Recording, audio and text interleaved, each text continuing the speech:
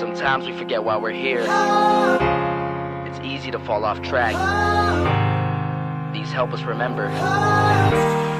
These battle scars don't look like they're faded, don't look like they're ever gone away. They ain't never gonna change. These battles. Growing up I had a dream, something no one else could see. Tell me what it means when your faith is falling beneath your knees and you can't breathe. Everything you see reminds you of what you're not or something you won't be.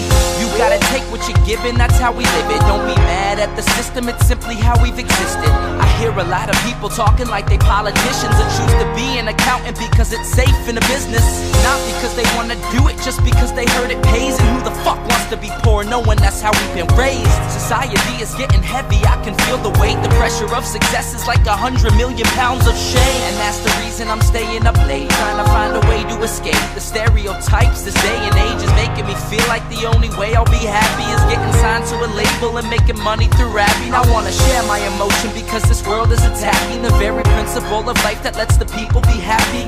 If you don't have a reason to breathe, why even live? These battle scars are impressions of everything that it is.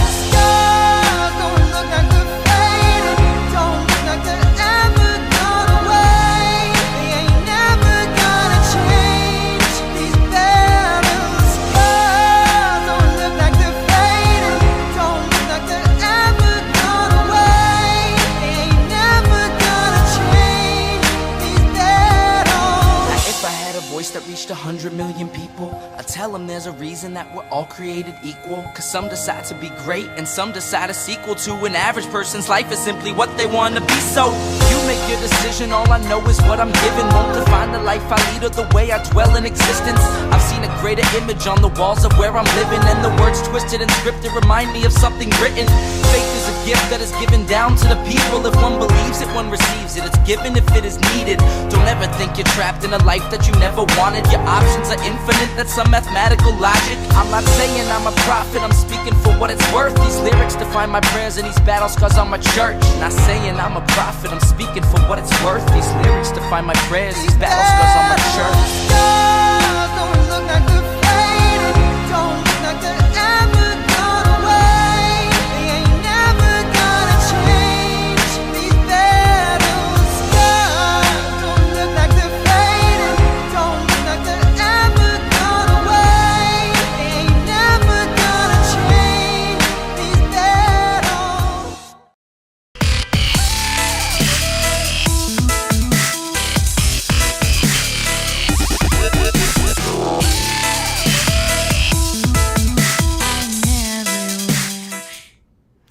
Oh, crap. I didn't fix my phone. Damn it. Hold on. Hold on. Hold on 1 second. I am an idiot. Oh, God. Me and this phone. Okay. It should be good now. Is it good now? Yes. Do not disturb on, just as it should be. I knew I forgot to do something. For those of you who, and I'm wearing an appropriate shirt, I think, for this show. I didn't even think about it when I put it on, but it's my decorum shirt. But that was not planned. It just happened to be the next one in the pile. But you can tell I'm not entirely feeling well by the fact that I completely forgot to put my camera on. Let's do the typical YouTube stuff before we get started. And let's see, it looks like I did get a little bit of sun. Hola, Kathy, in Ohio. I sat out in the patio for a while just soaking up the sun, and I did feel like I got some, and I look a little browner. Let's see here. First of all, please subscribe if you have not already. It does help the algorithm. I'm not going to belabor that point. This subscribe button is down below, and you should pound that thing. Next, you can follow me on the app formerly known as Twitter, because I am not going to use that dumb, stupid name. And last but not least, I truly appreciate your support on Patreon, which is patreon.com/Pink Flame of Liberty. And hello, Hector, and hello, JJ, who's the not present star of this show. in this little drama that we call the Libertarian Party. For just one moment, I'm going to take comments off the screen and put up, once I figure out where comments are, here we go. For Anarchon, I will be at Anarchon this coming up weekend. I am the headline speaker. I would truly appreciate it to see you there. It's anarchon.com again this upcoming weekend at the Cove. It's a camping place. What do you call it? Camping site. So it's just a weekend of camping rather than a whole week like Porkfest.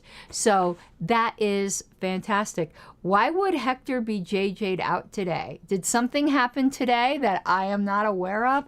How dare you guys do something that I am not aware of? So let's put the screen back up here. I think there's something else I want to say. Oh, I was at the Region 3, as I mentioned, conference this weekend. It was fantastic. There was some great training done by Richard Burke. I know you might have heard rumors to the contrary, that there's just no training. I mean, there's only one person in this party that could possibly do any training that's worth anything. That'd be like me saying I'm the only secretary who's any good. Nobody is that good. Nobody is indispensable. And there was some fantastic training this week by, and hello Andrew Chatterton, and it wasn't by Andrew, but Andrew was there. I did see Andrew, by Richard Burke, and I'm sure Andrew would agree. Richard Burke's training was phenomenal. It was some of the best training I have seen. I hope the LP uses his services more often. It was very, very good. Just as good as some other trainings I've been to. Just different styles, different people. But there's a lot of good trainers in this party. Let's not fool ourselves to think there's only one. Also at Porkfest, Carla Howell did some very, very great training. And I did a presentation on Robert's Rules of Order, which I had a good time with. I think the audience that was there, it was the last speech of the day. So a lot of people had left already, but that is fine with me because sometimes the one person needs to hear it. There was more than one person. There was about 12 people there. Once the one other talk got out, at the beginning it was fewer. But great participation. And Richard Burke actually had a lot to say there because he's had a lot of experience with bad bylaws. One section of my talk was called, "Why Do Bad Bylaws Happen to Good People?" And that is something I think a lot of people in this party need to hear. Maybe we'll do this on my show one time. We'll do an episode called Why Bad Bylaws Happen to Good People. And the number one reason, maybe we'll go over some of them if I remember them all, but the number one reason I know is one that will hurt some butts. But the number one reason why bad bylaws happen to good people is that you put unqualified people on your bylaws committee. Sorry, that's the number one reason. Just because someone raises their hand doesn't mean they're qualified to be on your bylaws committee. It means they're a great volunteer and you should love them and they have a wonderful volunteer's heart. But that does not necessarily mean that's the committee for them. When you are looking for someone to do some kind of surgery on you, you don't just go to a room and the first eager person that raises their hand is why you pick them. Okay, that you just don't. Just because someone raises their hand does not make them qualified to be on your bylaws committee. Okay. But the number three reason is what I spent a lot of time on it, is that we get too cute. And what I mean by that is add a bunch of extra words that don't need to be in there, and then it leads to all kinds of ambiguities. Anyway, that's not the subject for today, but bylaws are the subject for today. And you know I hate when my necklaces are all crooked. We need to fix that. So our very own JJ wrote an article that appeared in the Parliamentary Journal from the American Institute of Parliamentarians that just came out today. It actually hit my mailbox, JJ, before you wrote me, but I hadn't opened it yet because, again, I'm like so overwhelmed with emails right now. I just didn't get to very many of them. And your email hit first, and you'll know that I actually read your emails first. You skipped ahead of the line of hundreds. So the article came out. When I say the article, I had heard wind of it. And it's the article that has to do with the whole drama that happened with me and what I call the unfortunate incident and the past LNC. And of course, JJ made an article out of it, and it's a very good article, and it's a very interesting analogy. And more importantly, even though this article will use what happened with me as its object to prove a point, what happened with me is water under the bridge. Obviously, it's important to me, but it's not important to the lesson. It's just a good example. I hope people here who are watching that are interested in LP stuff will take away a very important lesson from this that you'll take to your local organizations. And I don't like that black border I had. Okay, that's much better without the black border. So we're going to use my situation as an example, but please learn the actual lesson. My levels seem a little low. I lower these levels sometimes, and I think I lower them a bit too much. So let's go to my soundboard, and let's bump this up. That's better, I think. Needs to at least hit the yellow. It wasn't lidding. It wasn't hitting the yellow. Okay. We're probably not going to like read it all, but maybe we will. Because it's not like I think all of you. Okay, spoiler alert. Spoiler alert, if you had your issue of the Parliamentary Journal sitting in your email box and you don't want one of the endings ruined, you might want to tune out now. Spoiler alert. Okay. I can't find any of my cool glasses.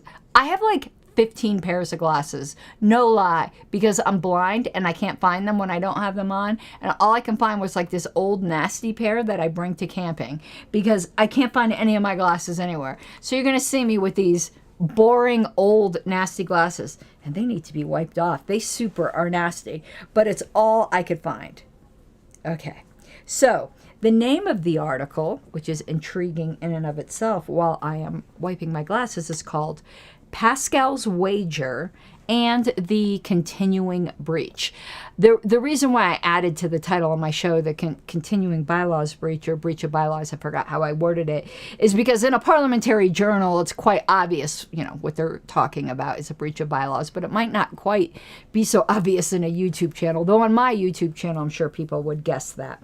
So, by our very own JJ, the ghoulish Republican troll. He's not a Republican right now. He's a Democrat from what I hear. Okay.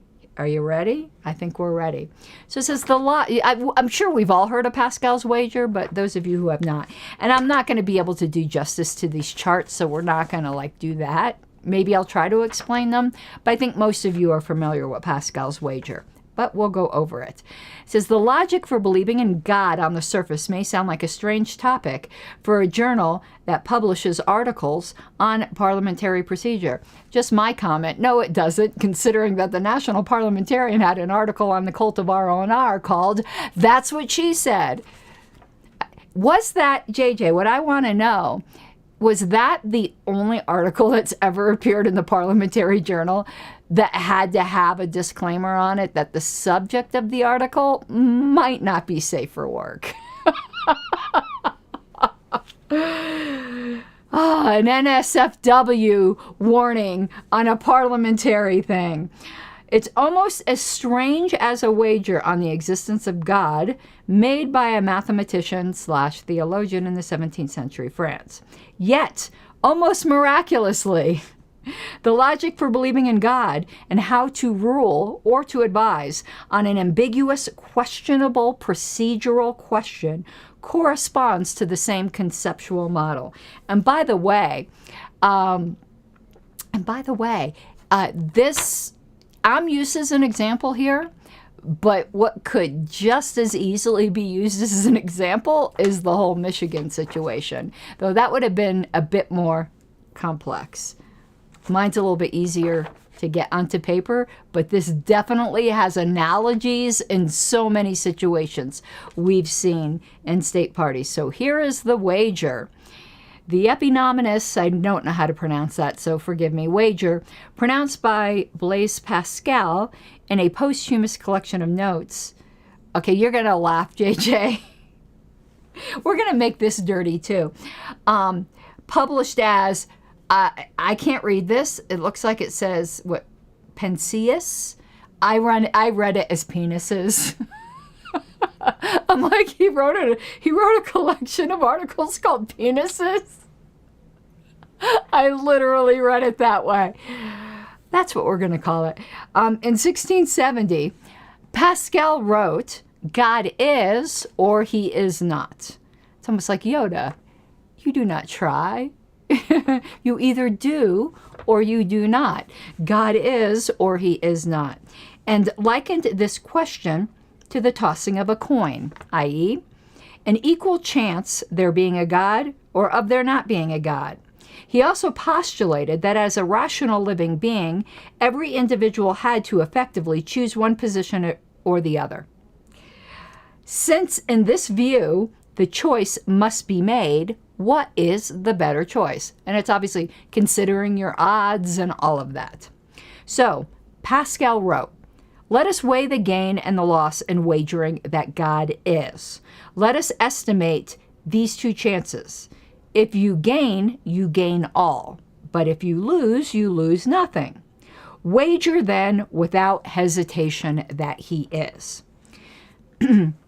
This is not an argument to prove the existence of God, which a lot of people kind of use it that way. A lot of Christians do. They misuse it that way.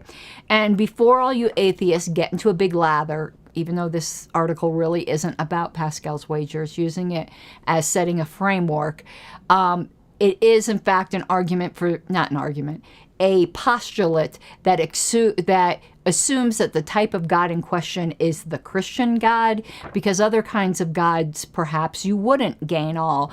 Please, we're not going to get pedantic here. This is a Christian argument. Thank you. Okay. This is not an argument to prove the existence of God, but to encourage the individual's belief in God. If God does not exist and the individual does believe, there is little loss. He will lose nothing. There is no eternal life in a paradise if there's no God. No matter how the individual believes, his decision is irrelevant.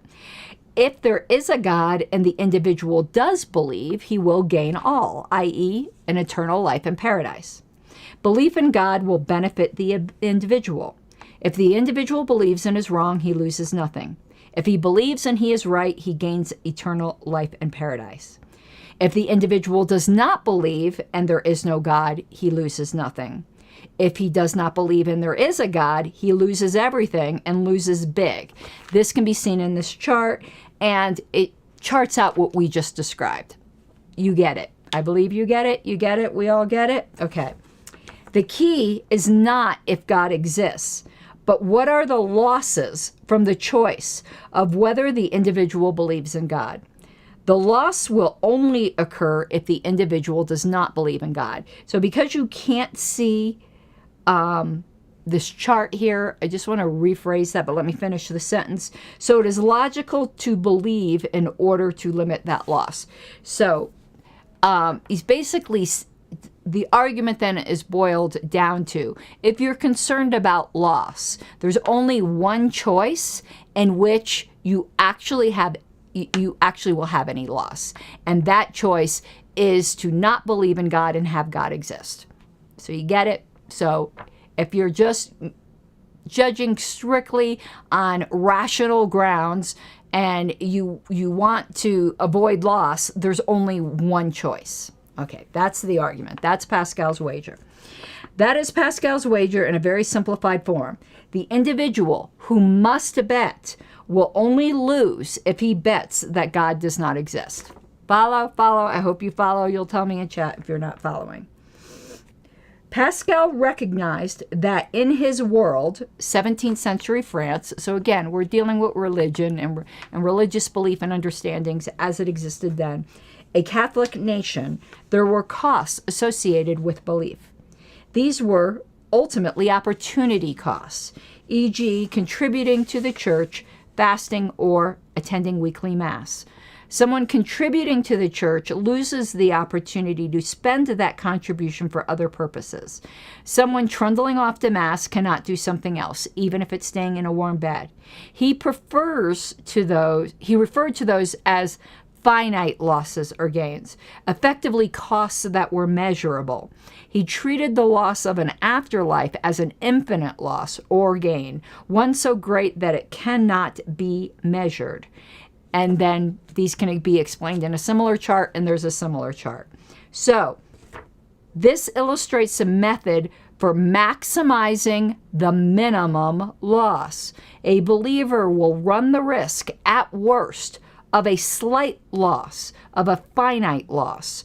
A non-believer will run the risk, at worst, of an infinite loss, one much worse than the finite one. Again, Pascal's wager is not an argument to prove that God exists. It is an argument for the conduct of human affairs and reducing risk in the conduct of these affairs. So, Hector, you are correct. It's analogy inspired approach for risk management, as Hector said. And this is exactly what this article is about, risk management. It's not ultimately about God. It is absolutely applicable in dealing with breaches of rules that are continuing in nature. We're going to do a little bit of a side here into Roberts. It's going to be very simplified. There are lots of breaches of rules that can happen. Most of them are not fatal.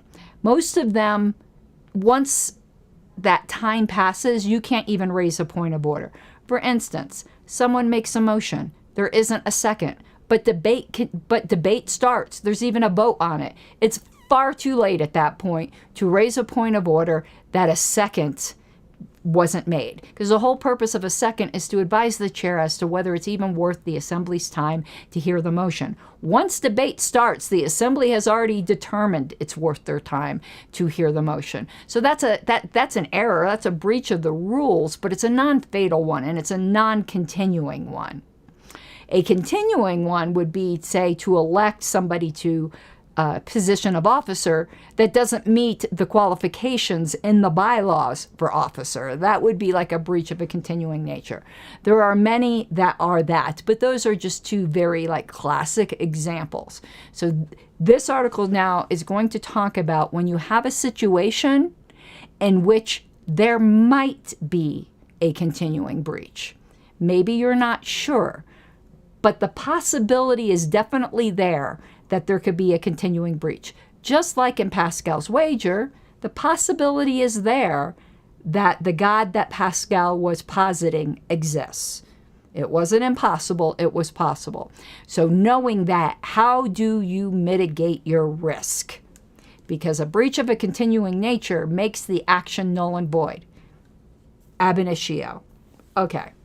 Now let's get on to the sexy part. Robert's Rules of Order. You notice I'm drinking water tonight instead of booze because I'm not feeling well. Okay, the potential continuing breach. The 12th edition of the Holy Book. Everyone do the sign. No, we need to do this. What's it? The sign of Roberts? How is it? Yeah, the sign of Roberts. Of Robert's Rules of Order, newly revised, notes that most of the time, a point of order must be raised at the time a violation or breach of a rule has occurred. There's references given. I'm not going to read those out loud. If you want them, you can ask for me in chat. There is a very narrow category of breaches of a continuing nature or a continuing breach. These are breaches that are so severe that they may be subject to a point of order for as long as they occur. Such actions are null and void. For example, and he gives, JJ, I did briefly read through your article, but I forgot you mentioned the one about the officers. I just remember reading that somewhere else, I think. Maybe it was you, and I just didn't remember. I didn't mean to plagiarize you. Is that a breach of a continuing nature? I got this from JJ, apparently. For example, electing someone to office who is not eligible under the society's bylaws would create a continuing breach for as long as that person holds office. Sometimes an action may be clearly seen to be a breach of a continuing nature. Sometimes an action might create a continuing breach if taken or not. If it's in the latter case, where there is uncertainty, that is where Pascal's wager is applicable. So, the society and the parliamentarian advising it are faced with this choice: to take action X. Action X may create a continuing breach, but it might not. If it is a continuing breach, there will likely be loss, even political loss, to those members taking the action or to the society. If they do not take that action, there is no loss. So it can be expressed in this chart, which is very similar to the Pascal's chart. But I think you all are getting the analogy without seeing the chart. Well, I can read this one. So, action A. If action X creates a continuing breach and the action is taken, it's void. If you reject the action, it's valid because you've rejected it.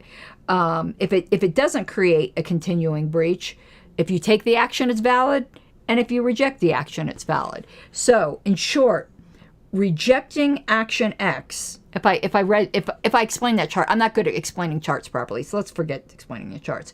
In short, if you reject action X, where action X has the possibility of creating a continuing breach, rejecting it will always lead to a result where there'll be no continuing breach. Get it? Get it? Okay. Next page. So, just like what Pascal's wager, there are also potential costs for leading a procedurally virtuous life. One interpretation of the bylaws may make it necessary to send out notice of some action, action Z, such as trying to do a vote of no confidence of a certain chair. Sorry, Andrew, I had to make an example out of you. There may be some costs in sending out the notice. Certainly an opportunity cost of the secretary's time and potentially postage. The costs of not sending out such a required notice may be much higher, as the assembly would lose the opportunity to properly take the action. The action would be null and void, and that could have extreme financial loss for the organization. There will be costs to fix it usually. There might even be a trademark action if your rogue board decides it gets to ignore a judicial committee decision and just set up a sorry, I'm going off on a tangent. But it could have extreme financial costs. It might require additional meeting time to fix it. A contractor might decline to do further business with the society because his contract was voided because it was approved at a meeting without proper notice, even if he doesn't sue for damages. So, not going to go through the chart again because I'm not good at translating charts to words. I think the paragraph explained it properly. It says it should be clear that the maximum cost will be higher than just taking the action to avoid the potential continuing breach. So in the example of sending out a notice or not sending out a notice, not sending out the notice could potentially have a much greater cost to the society than the minimal cost of just doing it, sending out the notice, even if you don't think or you're not sure you are required to. It's a minimal effort to avoid a much larger loss. Got it? Got it? Good. Okay. What are the best practices for the society and for the parliamentarian advising the society in regard to a potential continuing breach? I'm just checking something here because where'd my mousey go? Oh, there it is. Okay. In general, it is in the best interest of the society to act on the assumption that there is a rule, the violation of which would create a breach. They can avoid the issue. At the very least, the parliamentarian should advise his clients that there may be a continuing breach, i.e., there is at least one reasonable interpretation of the bylaws or rules that will indicate that the action is null and void. In almost all cases, the parliamentarian should advise the client society to avoid even a potential for a breach of a continuing nature, as it can have very negative consequences. And that's just wisdom. That's just absolute wisdom there. I would have almost cited Clint Eastwood here and say, I think it's Clint Eastwood, isn't it? Correct me if I'm wrong. Go, do you feel lucky? I said that. Do you remember when I said that? I said that during that whole drama with me. I kept saying to that LNC, do you feel lucky? It turned out they were very unlucky and they could have avoided it. And here's, like many stories, here's where enter stage right, Karen Ann Harlos. Here's where I enter the story. The wager in reality, the Harlos case, or as D.L. Cummings would say, the curious case of the LNC secretary. If you all haven't went and watched D.L. Cummings' video, it is great. If you're wondering about that video, no, DL and I were not friends when he made that video. He just does LP-related content like I do. He's Liberty Dad Pod. Go and subscribe to him. If I remember, I'll put a link up in the top here. I happened to see that video because it was about me. And it came up on my recommended videos because it was about me. But I was not friends with DL Cummings at that time. So he did not make that video because he was friends with me. He made that video because he looked at the case and was like, this is dog crap. And that is how DL ended up being my defense in the Judicial Committee hearing. I asked him because I watched his video and I thought he did such a good job. He said yes because he believed that I was right. He didn't say yes because he was a friend of mine. Now, we have since grown to be friends, and he did turn out to be my campaign manager for my rerun for secretary. But let me tell you, DL didn't say yes right away to be my campaign manager. He had said the way you say things sometimes and the way how aggressively you go after things, I don't always agree with. But I decided to say yes is because I realized you can't get the good along with some things you don't like. The fact that you so zealously go after what you believe is right means that you will do the same when it's my rights at stake. So while I might not like the way you do it, it comes with the whole package. When you want a zealous advocate, you got to take the good along with the bad. Wasn't that, you take the good, you take the bad, whatever. Wasn't that the Different Strokes theme song? Am I just like getting senile or something where I'm starting to remember things from like when I was like a teenager? But anyway, go check out that video. It was a very, very good video. He cut to the chase in like 30 minutes. He just was like, if I were to review every bit of evidence in here and nobody on the LNC is going to do it, he like calculated the amount of time it would have taken if every single, Facts of Life, that was it. If every single LNC member read all that evidence, how many hours it would take. They absolutely did not. It was a con job. It was a railroad job, and everyone knows it. And every single one of you on the LNC that voted for it know it too. And I know you know it. That's what's more important. Anyway, a little bit of a rant. Yeah, his presentation to the JC is on my channel. He did such a good job. And I could tell you, we're just going to stop for 1 second and talk about that. I think the JC decision was wrong. Of course, I absolutely think it's wrong. I joke with Chuck Moulton every single day about it's wrong. The fact that some people made wrong decisions do not make them my enemy. Chuck Moulton is still one of my best friends, and he wrote the majority opinion. I think where they really screwed up is that those charges were not severable. The LNC had the opportunity to move to sever them, and they didn't sever them, but the JC severed them because the JC admitted.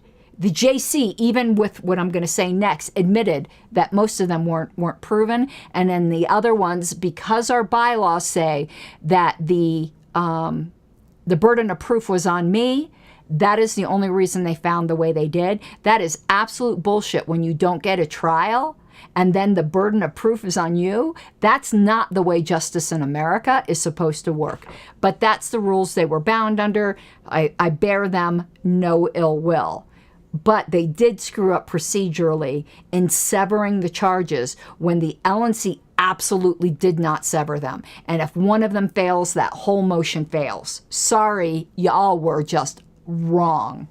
Never mind the other issues you were wrong on. You were wrong on that one.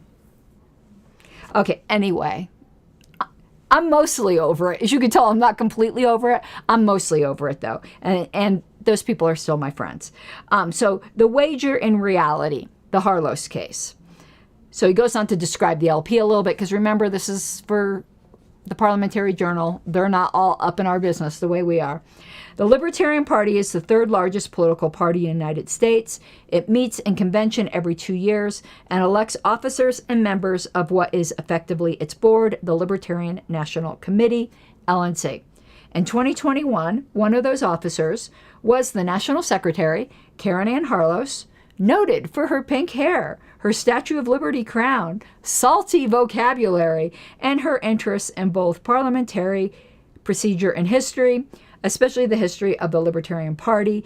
Her appearance may have gotten her an animated cameo on the television show South Park. Just a side note about that, there are some people who like to go, oh, you're just trying to give yourself credit.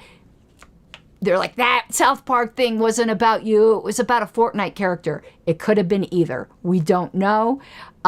You want to know what I think it was? South Park creators are known libertarians. I think it was a double reference. I honestly do. If you want to think that makes me big-headed, I don't care. It certainly does look like me, but it also does look like a Fortnite character. So I think they took advantage of that to get in one of their little they do libertarian references in their shows. I should have put up a screenshot of that episode. So it says she was first elected as secretary in 2018 with about 57% of the vote. And JJ, you should have said on the first round. Bad JJ. Yeah, and the fact that I'm in Colorado, they're in Colorado anyway, I will add on the first round. Okay, with about 57% of the vote in the first round, and was reelected in 2020 with about 52% of the vote in the first round. In 2021, did I miss something? Oh, later you talk about the reelection. Okay.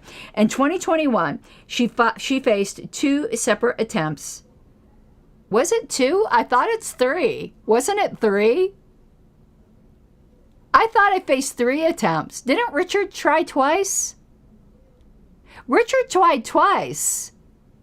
I think I faced three attempts, and it was the third one that was successful. Richard tried twice. The first time, his motion was ruled out of order because he cited the wrong bylaw. And people were being like super petty and picky with me because they were dogpiling me way before this. And I put the wrong ending date from a typo for an email ballot, and they got all pissy and ruled the entire ballot out of order, even though the ballot, everyone knew when it was going to end. So Ken, I think it was, just to prove a point and said, we're not going to do this again when everyone knows what we're talking about, ruled Richard's first motion out of order. So I don't know whether that was a real attempt. The second motion was the real attempt where he cited the bylaws properly. So anyway, she faced two separate attempts by the LNC to remove her from office. The bylaws stated that an officer shall take office immediately upon the close of the convention and shall serve thereafter until the final adjournment of the next regular convention. However, they also state the National Committee may, for cause, suspend, and in that context, I know people have argued about this. I think they're wrong. Suspend means remove in this context. I wish our national bylaws and all of the state bylaws that copy and use the word suspend should stop using that word suspend. It's very confusing, but anyway, that's what it says. I'm not going to argue that suspend means something different here. Suspend any officer by a vote of 2/3 of the entire National Committee, excepting the officer that is the subject of the vote who may not participate in that vote. After the first attempt to remove Harlos, the then chair ruled that there was some due process required.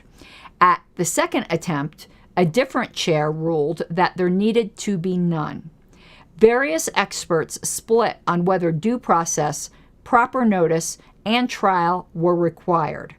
In a previous case with the LNC, and this would be the case of Angela Keaton back in 2008, several members of the authorship team of RONR opined that the Libertarian Party bylaws provide an officer could be removed by motion without a trial. Conversely, one of the original framers of the bylaws, and that would be D. Frank Robinson, determined that a trial was necessary to finally remove an officer. After a hearing by the Judicial Committee, a special general appellate body, the decision to remove Harlos was sustained. Harlos ran for re-election at the 2022 Biennial Libertarian National Convention in Reno, Nevada. She was re-elected with just over 70% of the vote on the first round. The announcement, I'm sorry, I just had to get that in. 2.5 attempts. Timothy's got 2.5 attempps. The announcement of her election was met with a standing ovation and chants of Karen Ann. I should have had that clip ready. Maybe we'll play that clip. Later in the convention, a point of order was raised that Harlos's removal should have had full due process, including a trial, and that her removal was null and void. The chair ruled that point of order not well taken and immediately entertained an appeal. The chair stated, on the advice of the parliamentarian, it was solely the ability of the National Committee, and stating finally that the decision should be left to the Assembly. The decision of the chair was overruled overwhelmingly. In response to a parliamentary inquiry by one Nicholas Sarwark, of which I also have the clip, the chair stated, I think this body just ruled the removal of Karen Ann Harlos out of order. Thank you, Nick, for that point of parliamentary inquiry. The cost in this case was more than just the reversal of the removal. A caucus within the Libertarian Party, the Mises Caucus, strongly opposed the removal and supported stronger member rights in general, and found that the removal became a rallying cry. At the convention, candidates supported by this caucus won all board seats. I will make one exception to that. No, you're correct. All primary board seats, they did. There were some alternates, but alternates are conditional board members, so you are correct.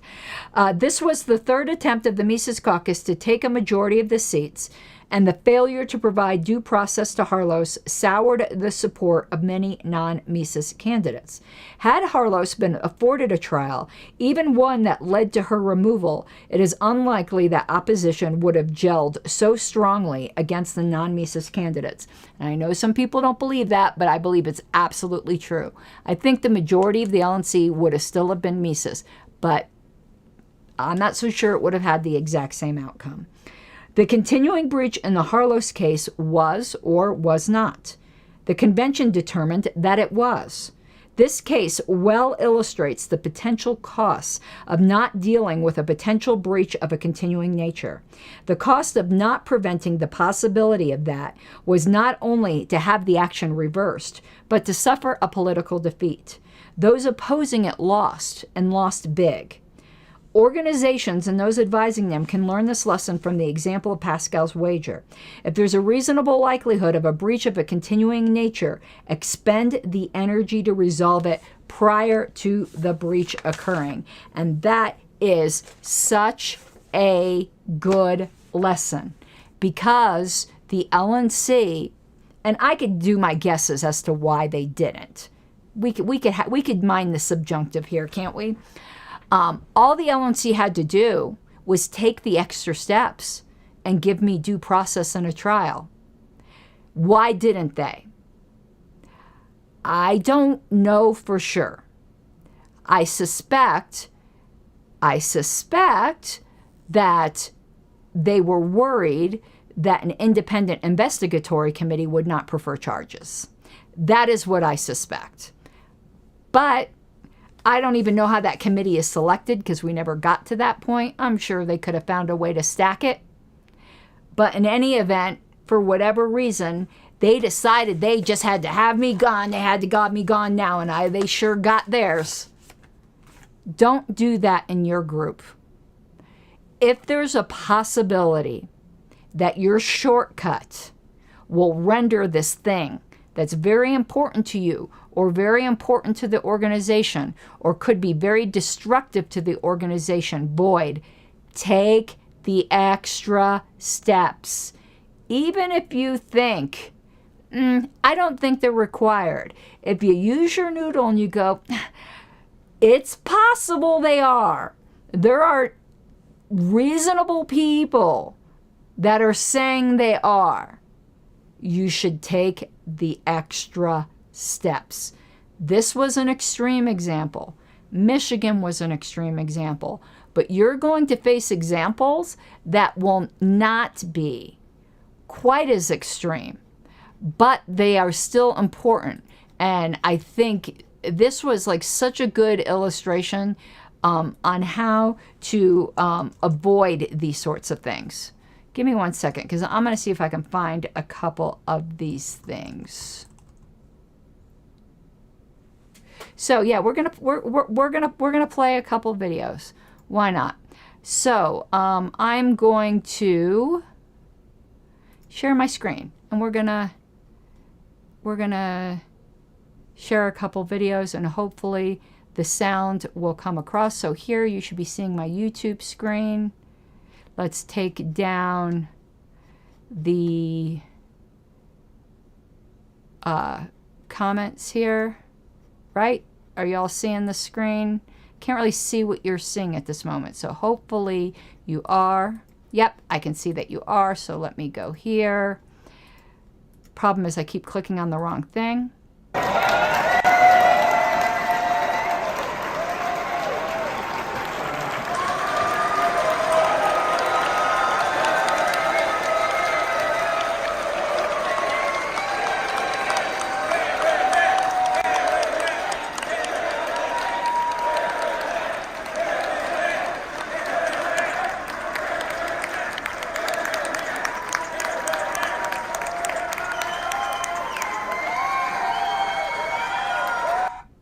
Okay, so there was that one. Let me how do I unshare my screen? I'm not good at this yet. And stick this back up here. And there's one other that I'm going to try to find, if I can find quickly. But if there's any questions you guys have on this article while I'm doing this, please stick them in the chat. I will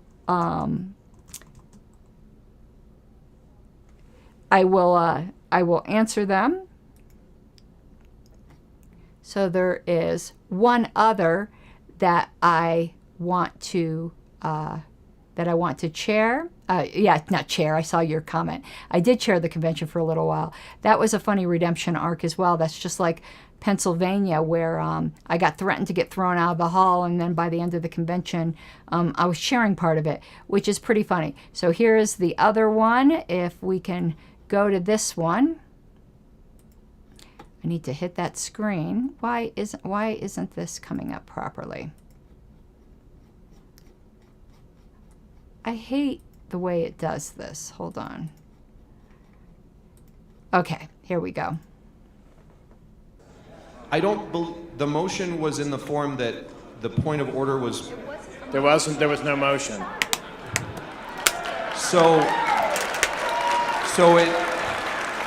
So then the parliamentary inquiry is what was just done and what is the effect?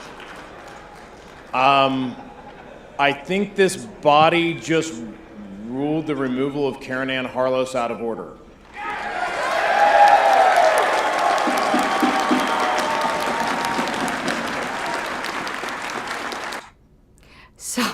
So those were the two clips that were mentioned in the video. Now I'm going to show you another one, and this is what we're going to close on. Dan Smots, if you copyright claim me for this, this is all credit to Dan Smots. Hopefully he will not copyright claim me on this. Go watch it on his channel as well. Go subscribe to Dan Smots' channel. He is so talented. Some of the pictures that I have from that convention are screen grabs from his video. But this I thought was such a good montage if you haven't seen it. So let me go to share my screen one more time. Dan, please don't copyright strike me. Okay. Did I beg him enough here? Let's play this. It was my deepest honor to defend Delaware. It was my deepest honor to defend New Hampshire. It was my deepest honor right now to continue to defend Massachusetts. And let me tell you, if tomorrow you need my help, it doesn't matter whether I agree with you now, it would be my deepest honor to defend you. When you guys elected me in 2020, that position was precious to me. And when I defended New Hampshire, I knew it would cost me my position. And I did it anyway. And I would do it again. When you actually are facing something that you know is going to cost you dearly, something you love, I am grateful I passed the test. Because we have a bigger test. The state can take away everything. Are we ready to face that test? I hope I am. I hope you are. And I want to be by your side when that test comes. I am asking you, if you weren't here in 2020, for your vote now. And if you were here in 2020, I'm asking you to take back the vote that was stolen from you by the leadership who had no right to do that. Today we elect the preserver of this party's history and honor what has come before us. Today we defend the woman who has defended each and every one of us, restoring her to a position that she has earned and will continue to show that she has deserved. She has given voice to members finding themselves out of favor with the party elite, and she is a champion for affiliates subjected to fraud, trickery, and the same politics that we all claim to be sick of. When I think of people who poured their soul into the battle that our party fought, I think of the countless hours and the critical counsel offered by no one other than Karen Ann Harlos. Back, bitches!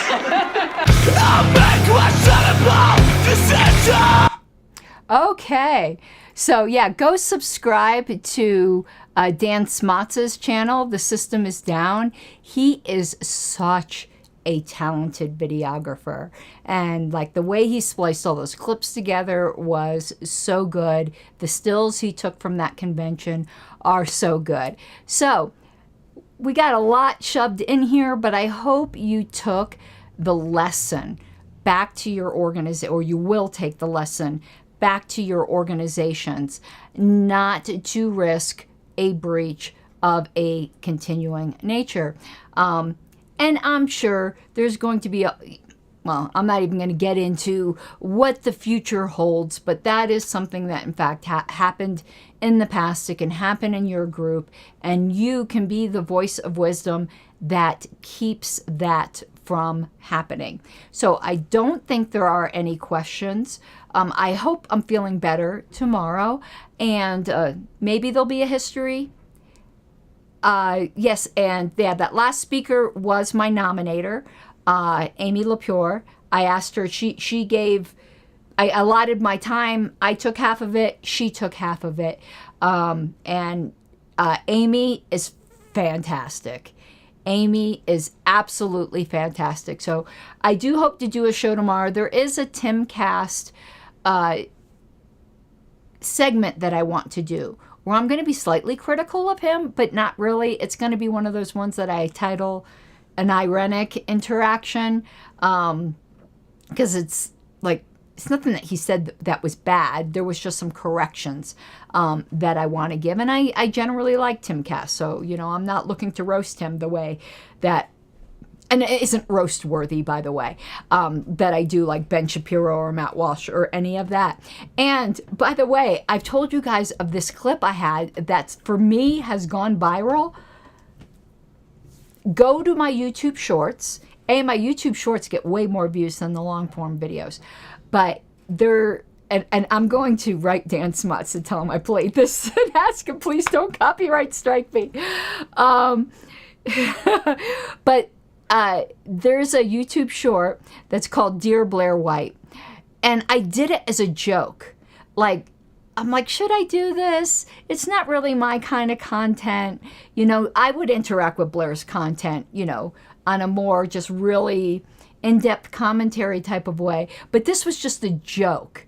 So it's 30 seconds where she basically is saying something to the effect of, can we make colored hair cool again? And I splice myself in saying, you know, I'm not a barking moonbat progressive, and just made a couple jokes. It's 30 seconds long.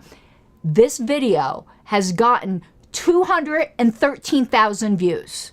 My normal views, like a good views for me is 300 views.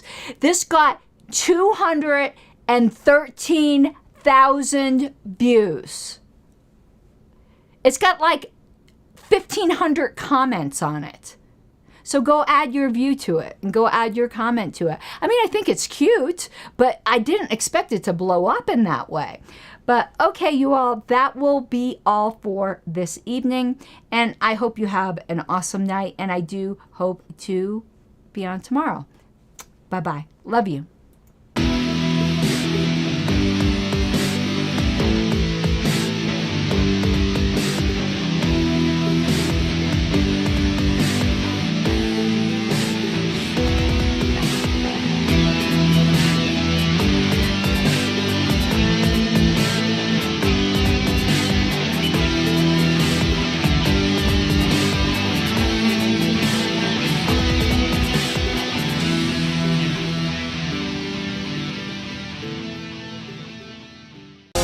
Take what you're given, that's how we live it. Don't be mad at the system, it's simply how we've existed. I hear a lot of people talking like they politicians and choose to be an accountant because it's safe in the business.